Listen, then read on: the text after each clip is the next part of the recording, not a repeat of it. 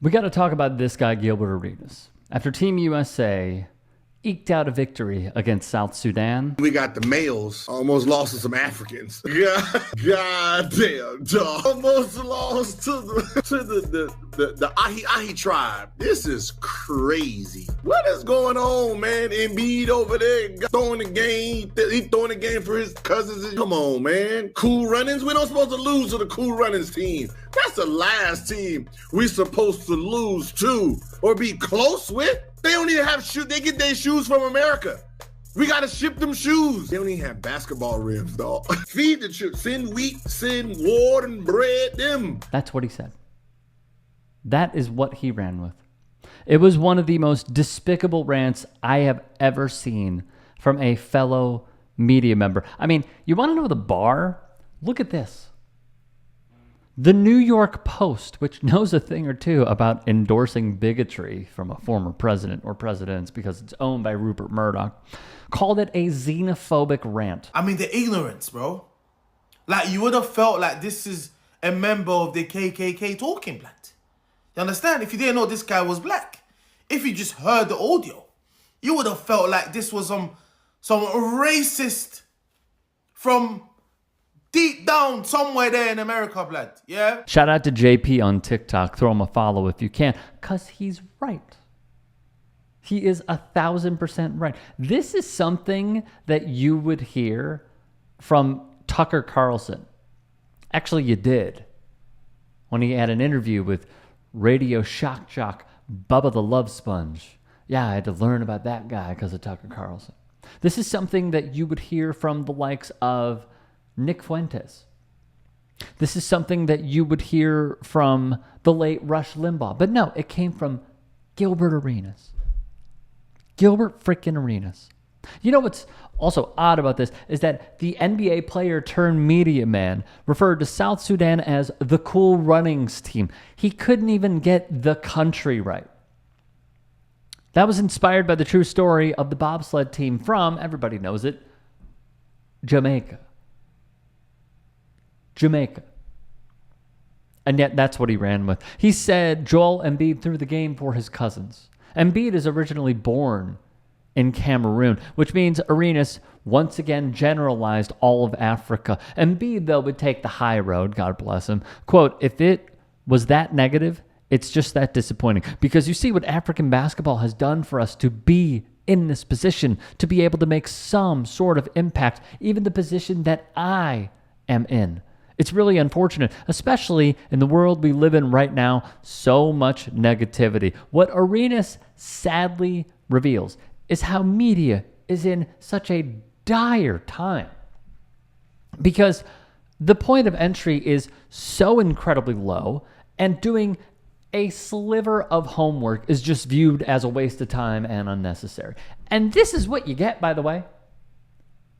This is what Gilbert Arenas, who has a humongous following for his show Gil's Arena on YouTube, their podcast, what have you. This is what they do. This is what he does, at least. This is what he brings to the table.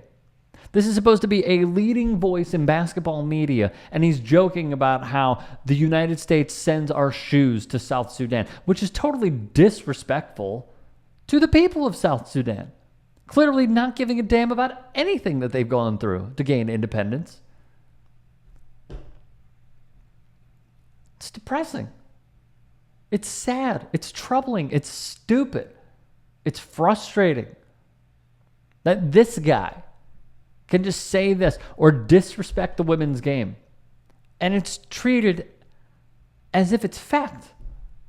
It's insane. There are players, by the way, who are on this team that are fine hoopers.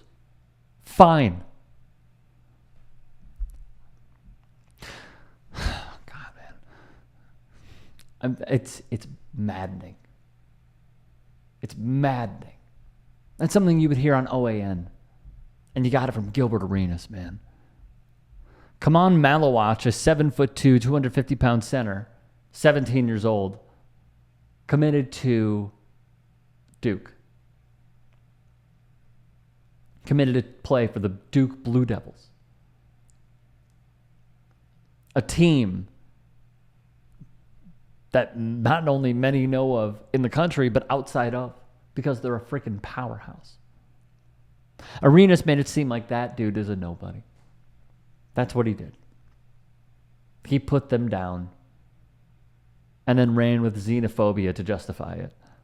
Noteworthy, Luol Deng, a 15-year NBA veteran who is from South Sudan and serves as president of the South Sudan Basketball Federation, built this team from the ground up. He also went to Duke. South Sudan won its independence in 2011, but he doesn't care about any of that. Here's what Luol inherited, by the way, because we should talk about the team and how far they have come. No infrastructure, no facilities, no funding. I had to pay myself, he said. He had to convince folks that forming a basketball team was a very good idea. This took time. SI's Chris Mannix would write, there are no indoor basketball courts in South Sudan. Not one. Deng is building an indoor facility. The goal is to eventually build 9 more. He made a call to his high school friend and fellow NBA player. You might have known him from the Oklahoma City Thunder, Royal Ivey, to join the coaching staff. Ivey would accept. He then had to convince some other players with dual citizenship to join the squad. That also took some convincing, by the way. Wenyen Gabriel, a 5-year NBA center. Carlick Jones, who played parts of 2 seasons with various NBA teams. Luol's cousin also hopped aboard.